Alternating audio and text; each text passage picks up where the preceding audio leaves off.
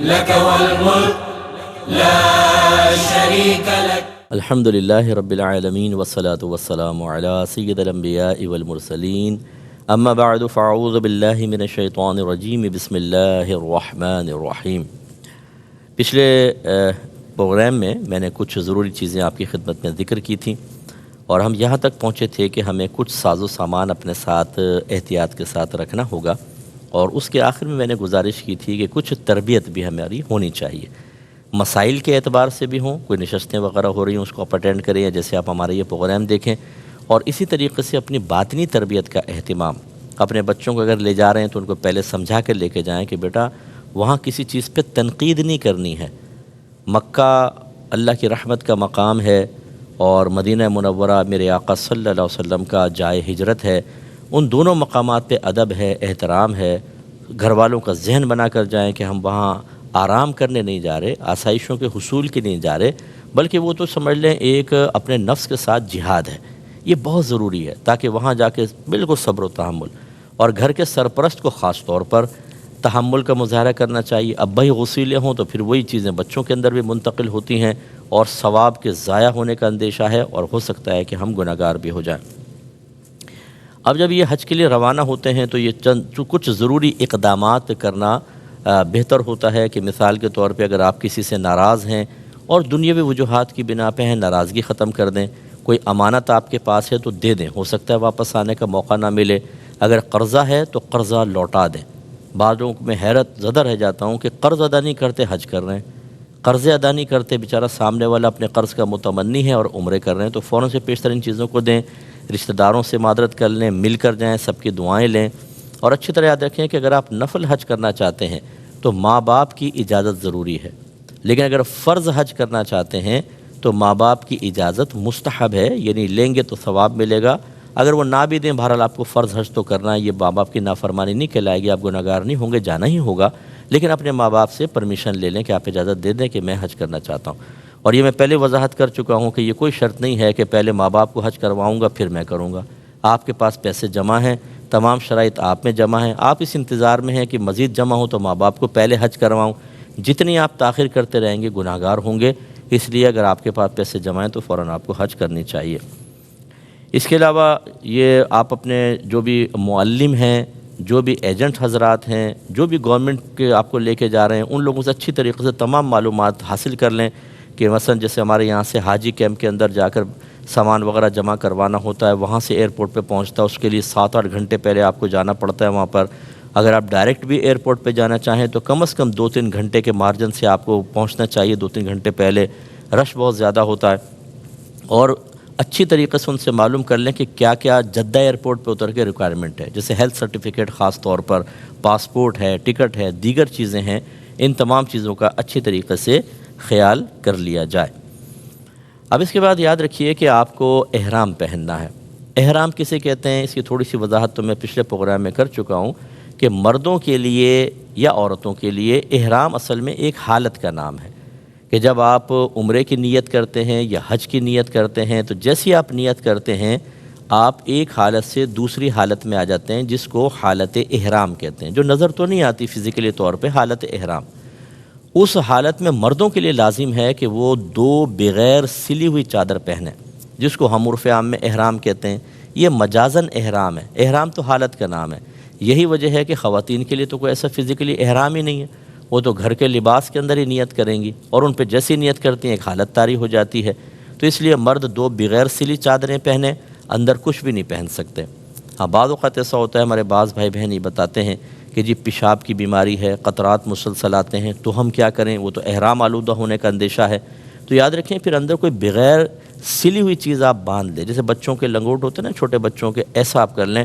اس میں اگر فرض کر لیں کہ قطرات جمع ہوتے ہیں تو بعد میں پھر اس کو چینج کر لیں، اس کو دھو لیں. اس طرح وقتاً فوقتاً یہ مشقت آپ برداشت کریں گے تاکہ آپ کا احرام آلودہ نہ ہو جائے. لیکن سلا ہوا لباس اندر نہیں پہن سکتے، پہنیں گے تو گناہ گار بھی ہوں گے اور دم وغیرہ لازم آئے گا. خواتین کے لیے سلا ہوا لباس میں وہ چونکہ نیت کرتی ہیں ان کے لیے پرابلم نہیں ہے، مردوں کی میں عرض کر رہا ہوں. تو اس طرح آپ نے مردوں نے 2 بغیر سلی چادریں پہننی ہیں اور خواتین نے مطلب اپنے پہنے ہوئے لباس میں نیت کرنی ہے. اب یہ نیت کیسے کریں گے؟ پہلے سمجھ لیجئے کہ آپ نے احرام پہننا ہے تو آپ نہائیں دھوئیں ناخن وغیرہ کاٹیں۔ مردوں کے لیے میرا مشورہ ہے کہ آپ اپنے گھر سے نکلتے ہوئے حلق کروا لیں۔ ہم شرماتے رہتے ہیں کہ نہیں یار یہاں نہیں وہاں جا کے کرواؤں گا۔ اس میں کیا ہوتا ہے کہ اگر آپ تھوڑا سر کھجائیں گے، بال ٹوٹ گئے، بالوں میں ہاتھ پھیرنے کی عادت ہوتی ہے، بال ٹوٹیں گے تو آپ کے اوپر کفارہ لازم ہوگا، جس کی تفصیل میں آگے بیان کروں گا۔ تو اس لیے آپ یہیں سے سر منڈوا جائیں تو فائدہ یہ ہوگا کہ بالکل کوئی بال گرنے کے امکانات ہی نہیں رہیں گے۔ اس طرح جسم کی صفائی وغیرہ کریں اور احرام کی چادروں پر خوشبو لگائیں، بدن پہ خوشبو ملیں، اور مرد وہ 2 چادریں پہن لیں، ہماری بہنیں اپنے کپڑوں وغیرہ پہ خوشبو لگائیں، اور اس کے بعد احرام پہن کر 2 رکعت نفل احرام کی نیت سے آپ ادا کریں گی۔ لیکن ابھی نیت نہ کریں، ہمارا مشورہ یہ ہے کہ نیت کریں آپ جہاز میں بیٹھنے کے بعد۔ وجہ اس کی یہ ہے کہ اگر آپ نے پہلے ہی نیت کر لی، گھر سے کر لی یا ایئرپورٹ پہ اترتے ہی آپ نے نیت کر لی، تو اس کے بعد اگر آپ کے بدن پر یا آپ کے احرام پر یا بہنوں کے لباس پہ خوشبو لگ گئی تو دم لازم ہو جاتا ہے، بکرا ذبح کرنا پڑے گا۔ اور ہوتا یہ ہے کہ جو لوگ ملنے آتے ہیں وہ ہاتھ ملاتے ہیں، ان کے ہاتھ پہ بعض اوقات خوشبو ہوتی ہے، آپ کے ہاتھ پہ لگ جائے گی۔ لوگ گلے ملتے ہیں، ان کی وہ خوشبو بعض اوقات منتقل ہو جاتی ہے۔ گلاب کے ہار ڈالتے ہیں، اس میں اسمیل ہوتی ہے، اس کی بھی ذرا احتیاط کریں۔ تو خلاصہ کلام یہ ہے کہ آپ احرام کی پہن لیا آپ نے، اور آپ نے نفل وغیرہ ادا کر لیے، ابھی نیت نہ کریں، نیت آپ جہاز میں بیٹھ کر کریں گے۔ لوگوں سے مل لیں، اس کے بعد آپ جہاز میں آ گئے تو ایک بات یہ بھی یاد رکھیے کہ اگر کوئی اس وقت، جیسے ہماری بعض بہنیں ہوتی ہیں انہیں عمرے پہ جانا ہے یا حج پر جانا ہے اور وہ ایام ان کے سٹارٹ ہو جاتے ہیں، تو ہماری بہنیں پوچھتی ہیں کہ کیا ہم احرام کی نیت کریں نہ کریں؟ بالکل آپ کریں گی۔ احرام کی نیت کرنے کے لیے پاک ہونا لازم نہیں ہے۔ آپ اس ناپاکی کی حالت میں بھی اگر احرام کی نیت کر لیں گی تو حالت احرام میں داخل ہو جائیں گی۔ ہماری بہنیں نیت کر لیں، وہ حالت احرام میں آئیں گی، اور وہاں جا کے لیکن جب تک حالت حیض قائم ہے وہ عمرہ وغیرہ نہیں کریں گی، ویٹ کریں گی جب حیض ختم ہوگا پھر وہ عمرہ کریں، لیکن وہ نیت ضرور کریں گی۔ یاد رکھیں اگر آپ بغیر نیت کے چلی گئیں تو دم لازم ہوگا، کیونکہ ایک ایسا 5 ایسے ایریاز ہیں جس کا نبی کریم نے نام لیا باقاعدہ کہ ان سے آگے اگر کوئی نکلے اور مکے جانے کا ارادہ ہو اور بغیر احرام کے نکل جائے تو اس پہ دم لازم ہو جائے گا، یعنی بکرا یا دمبا ذبح کرنا لازم ہو جاتا ہے۔ ان مقامات کو کہتے ہیں میقات۔ جیسے ہمارے پاکستان ہندوستان سے جو جاتے ہیں تو ان کی میقات یلملم ایک جگہ ہے، یلملم، اور وہ جہاز کے سفر کے دوران ہی آتی ہے بیچ میں۔ اب اگر ہماری کوئی بہن یہاں نیت نہ کرے کہ نہیں میں تو حالت حیض میں مکے میں جا کے کروں گی، تو جیسی میقات سے گزریں گی بغیر آپ احرام کی گئیں آپ پہ دم لازم ہو جائے گا، اس لیے احرام کی نیت لازم ہوگی، کر لیں لیکن عمرہ وغیرہ ادا نہیں کریں گے۔ اس کے بعد جب یاد رکھیں کہ اب آپ جہاز میں بیٹھ گئے، فارغ ہو گئے، اب آپ نیت کریں عمرے کی۔ نیت دل کے پختہ ارادے کو کہتے ہیں۔ آپ دل میں ارادہ کر لیں بس آپ ہو جائیں گے محرم۔ لیکن اگر آپ زبان سے الفاظ کو ادا کرنا چاہیں تو کوئی حرج نہیں ہے، یہ کوئی زبان سے ادا کرنا لازم نہیں ہوتا، دل میں نیت ضروری ہے۔ الفاظ یہ ہیں کہ اللہم انی ارید العمرہ، اے اللہ بے شک میں عمرے کا ارادہ رکھتا ہوں، فیسرھا لی وتقبلھا منی، تو اسے میرے لیے آسان کر دے اور اسے میری طرف سے قبول فرما، واعنی علیہا وبارک لی فیہا، اور اس پر میری مدد فرما اور اس میں میرے لیے برکت پیدا فرما۔ نویت العمرۃ، میں عمرے کی نیت کرتا ہوں، واحرمت بہا للہ تعالی، اور میں نے اللہ تعالیٰ تیری رضا کی خاطر احرام کا ارادہ کیا، یہ میں احرام میں آتا ہوں۔ اس کے بعد یاد رکھیں جب آپ نیت کر لیتے ہیں تو پھر آپ کم از کم ایک بار تلبیہ پڑھیں گے، لبیک اللہم لبیک لبیک لا شریک لک لبیک ان الحمد والنعمت لک والملک لا شریک لک۔ یہ حالت احرام میں آنے کے بعد ایک بار تلبیہ پڑھنا لازم ہے، سمجھ لیں، پھر آپ حالت احرام آپ کی پختہ ہو گئی گویا کہ، اور 3 بار مستحب ہوتا ہے۔ مرد اتنی آواز سے پڑھیں گے کہ اپنے کان تک آواز پہنچیں، اور ہماری بہنیں آہستہ آواز میں پڑھیں گی، اور پھر آپ جہاز میں بیٹھ گئے، بیٹھتے ہی نیت کر لیں، دیر مت کیجیے گا۔ اس میں بھی کیا ہوتا ہے کہ بعض اوقات جیسے ہم کھانا وغیرہ کھاتے ہیں، ہم کہتے ہیں چلو بعد میں کر لیں گے، وہ جہاز میں باقاعدہ اعلان ہوتا ہے کہ میقات آنے والی ہے، آپ نیت کر لیں، لیکن کھانا کھانے کے بعد بعض اوقات انسان سو جاتا ہے۔ کتنے لوگ سو جاتے ہیں اور انہیں احساس نہیں ہوتا، اور سوتی حالت میں اگر آپ میقات کراس کر گئے اور آپ نے اس سے پہلے نیت نہیں کی تھی تو دم لازم ہو جائے گا۔ اس لیے آپ جہاز میں آرام سے بیٹھ گئے، سامان وغیرہ رکھ دیا، نیت کر لیں، اور اگر آپ قافلہ ہے آپ کے ساتھ تو سب کو اجتماعی نیت بھی ہو سکتی ہے۔ تلبیہ وغیرہ پڑھنے کے بعد پھر آپ اب تلبیہ کی بڑی بڑی فضیلت ہے۔ حضرت ابو ہریرہ رضی اللہ تعالیٰ عنہ سے مروی ہے کہ جب لبیک کہنے والا لبیک کہتا ہے تو اسے خوشخبری سنائی جاتی ہے۔ عرض کی گئی یا رسول اللہ کیا جنت کی خوشخبری سنائی جاتی ہے؟ آپ نے ارشاد فرمایا کہ ہاں، یعنی تلبیہ کتنی افضل چیز ہے کہ جب آپ نیت کرتے ہیں احرام کی اور تلبیہ پڑھتے ہیں تو حاجی کے لیے جنت کی بشارت ہوتی ہے۔ اور یاد رکھیں کہ جب تک آپ طواف شروع نہیں کریں گے عمرے کا، آپ یہ تلبیہ پڑھتے رہیں۔ سب سے افضل ذکر اب یہ ہے، درود پاک، لا الہ الا اللہ، سبحان اللہ، الحمدللہ، لا حول ولا قوت الا باللہ، سب کی اپنی اپنی فضیلتیں، لیکن اس وقت حالت احرام میں تلبیہ پڑھنا سب سے افضل ہے۔ اور جب بھی آپ پڑھیں 3 دفعہ کم از کم پڑھیں، جیسے آپ نے پڑھ لیا 3 دفعہ، 6 دفعہ، 9 دفعہ، پھر آپ ٹھہر گئے، تھوڑا تھک گئے تو چلو پھر جب یاد آئے فوراً پڑھ لیں، حتیٰ کہ جب آپ عمرے کا طواف اسٹارٹ کریں گے تو پھر آپ اس کو روک دیں گے۔ حالت احرام میں چند چیزیں ممنوع ہو جاتی ہیں، اس کا بھی ایک تفصیل آپ کے اپنے ذہن کے اندر آپ رکھیں۔ مثلا مرد کے لیے سلا ہوا کپڑا پہننا منع ہو جاتا ہے، کسی بھی قسم کا سلا ہوا نہیں پہن سکتا۔ ہماری بہنیں تو سلا ہوا پہنیں گی۔ کسی بھی چیز سے مرد کے لیے سر ڈھانپنا منع ہوتا ہے، لہذا جب آپ جہاز میں بیٹھ جائیں، اگر آپ نے سر پہ کچھ کیپ وغیرہ پہنی ہے تو پہلے اس کو اتاریں، پھر آپ احرام کی نیت کریں گے۔ خواتین کا سر ڈھکا ہوگا۔ تیسرا یہ ہے کہ دستانے پہننا، مرد دستانے نہیں پہن سکتا، عورتیں اگر دستانے پہنیں گی تو ان کے لیے شرعاً جائز ہے۔ چوتھا ہے کہ موزے نہیں پہن سکتا مرد، عورتیں موزے پہن سکتی ہیں۔ اور اسی طرح مرد ایسے جوتے نہیں پہن سکتا کہ جس سے ٹخنے چھپ جائیں، یہ جو پاؤں کی پشت کی ہڈی ہوتی ہے، درمیانی ہڈی، یہ چھپ جائے۔ یہ تھوڑا سا بات ذہن میں رکھیے گا کہ نبی کریم صلی اللہ علیہ وسلم نے حدیث میں جو فرمایا وہ کعبن کو، کعب، ان کو کھلا رکھنے کا حکم دیا۔ اب کعب سے کیا مراد ہے؟ بعض علماء کہتے ہیں ٹخنے مراد ہے، وہ بیچ کی ہڈی مراد نہیں لیتے۔ تو جو یہ علماء ہیں وہ کہتے ہیں وہ ٹخنے کھلے ہوں، اگر آپ نے ایسا جوتا پہنا ہوا ہے کہ یہاں سے وہ فرض کر لیں کہ پورا ڈھک بھی لے لیکن ٹخنے کھلے ہیں تو ٹھیک ہے، بس ٹخنوں کو منع کیا۔ اور بعض نے کہا نہیں، ابھری ہوئی ہڈی چونکہ نبی کریم صلی اللہ علیہ وسلم نے بیان فرمایا وہ یہ ہے، وہ اس کو مراد لیتے ہیں لیکن ساتھ میں ٹخنے بھی مراد لے لیتے ہیں۔ تو وہ یہ کہتے ہیں علماء کہ ان دونوں کو کھلا رکھیں، وہ کہیں گے ہوائی چپل پہنیں آپ۔ تو بتانا یہ مقصود ہے کہ احتیاط اسی میں ہے کہ جب علماء کا اختلاف ہو تو ایسی جوتی استعمال کریں جس میں بیچ کی ہڈی بھی نہ چھپے اور ٹخنے بھی کھلے رہیں، ٹھیک ہے نا۔ لیکن اگر آپ کسی شخص کو یہ دیکھتے ہیں کہ اس نے کسی مفتی صاحب سے پرمیشن لے لی ہے اور وہ کہتے ہیں کہ ٹھیک ہے آپ ایسے جوتا پہن سکتے ہیں کہ آپ کی پاؤں کی پشت چھپ جائے تو کوئی بات نہیں، ٹخنے بس کھلے رہیں، تو آپ کو کسی پر اعتراض نہیں کرنا ہے۔ آپ کو نظر آئے گا لائن میں کھڑے ہوئے جوتے پہن کے کھڑے ہوتے ہیں، بعض ربڑ کے جوتے ہوتے ہیں جس میں چلنا بہت ایزی ہو جاتا ہے لوگوں کے لیے، تو آپ نے فتویٰ جاری نہیں کرنا ہے کیونکہ اس میں اختلاف ہے۔ محتاط مسئلہ یہی ہے، احتیاط کا تقاضا یہ ہے کہ ٹخنے بھی کھلے ہوں اور پاؤں کی پشت بھی، یعنی جو پاؤں کی درمیانی ہڈی ہے یہ بھی کھلی ہونی چاہیے۔ اس کے بعد چہرہ ڈھانپنا، یاد رکھیں یہ مرد عورت دونوں کے لیے لازم ہے، چہرہ ڈھانپنا منع ہے۔ حالت احرام میں حرام کام کی ہم تفصیل بیان کر رہے ہیں، تو چہرہ کھلا رکھنا واجب ہے، مرد کے لیے بھی اور خواتین کے لیے بھی۔ وہ اس طرح پورا یہ ٹکلی کھلا رکھیں گی۔ بعض بہنیں ایسی ہوتی ہیں کہ جو نہیں چہرہ کھولتی ہیں تو ان کے لیے پھر حکم یہ ہوتا ہے کہ وہ ایک جیسے وہ کرکٹ کیپ ہوتا ہے نا، ایسا لے کر یہ مل جاتا ہے بازار سے، اس کے آگے وہ ایک پردہ سا لگا لیتی ہیں، تو اب وہ چہرے پہ نہیں لگتا۔ چہرے پہ لگنا منع ہوتا ہے کہ اگر آپ کو کپڑا چہرے پہ لگائیں گی تو وہ منع ہوگا، وہ دور رہتا ہے اس کو لیکن پکڑ کے رکھنا ہوگا، کیونکہ اگر وہ ہوا سے اڑ کر چہرے پہ لگے گا تو بہرحال اس پر بھی مطلب مسائل ہوتے ہیں۔ یہ آگے میں جب کفارے بیان کروں گا تو اس میں پوری تفصیل سے آپ کو ذکر کر دوں گا۔ اور اس میں پھر یہ بھی ہوتا ہے کہ بعض بہنوں کو صحیح نظر نہیں آتا، وہ بیچارے ٹھوکریں کھاتی رہتی ہیں، یہ یوں کر کے دیکھتی رہتی ہیں۔ تو خلاصہ کلام یہ ہے کہ اللہ اس کے رسول نے عورتوں کو اجازت دی ہے اس مقام پر کہ وہ اپنا اتنا چہرہ کھول سکتی ہیں، اور حیا کا درس اللہ اس کے رسول کی طرف سے ہی آیا ہے۔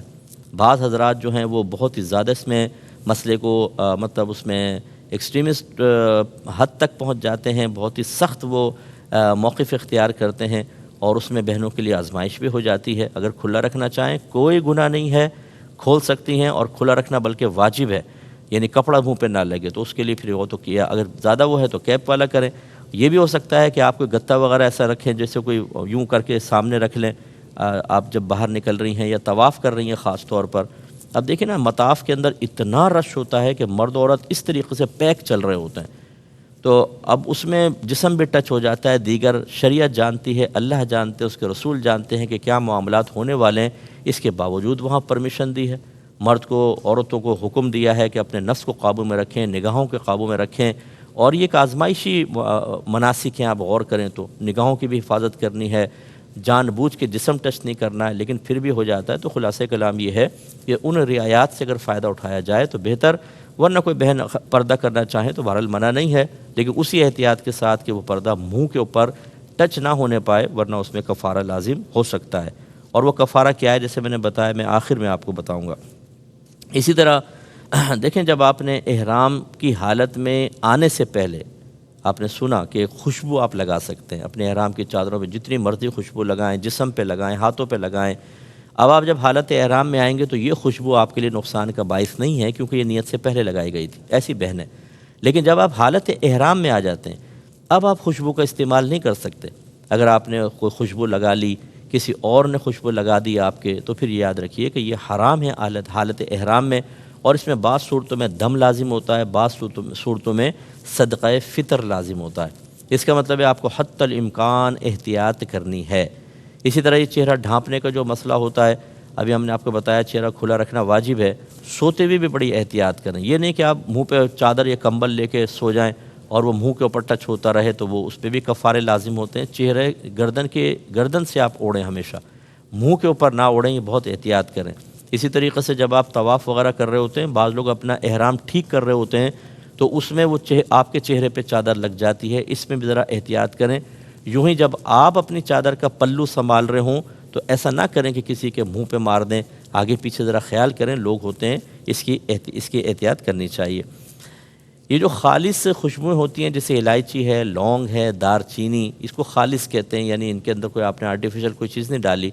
ان کو اگر آپ نے چبا لیا بغیر پکائے تو اس سے بھی دم لازم ہو جاتا ہے، کیونکہ الائچی چبائیں گے پورے منہ میں خوشبو ہو جائے گی۔ بعض لوگ چھالیاں لے کے جاتے ہیں، خوشبودار چھالیاں، دور سے اسمیل آ رہی ہوتی ہے۔ یہ چیزیں بھائی وقتی طور پہ آپ منقطع کر دیں، ورنہ یہ خوشبودار چیزیں اگر آپ کھائیں گے دم لازم ہوگا۔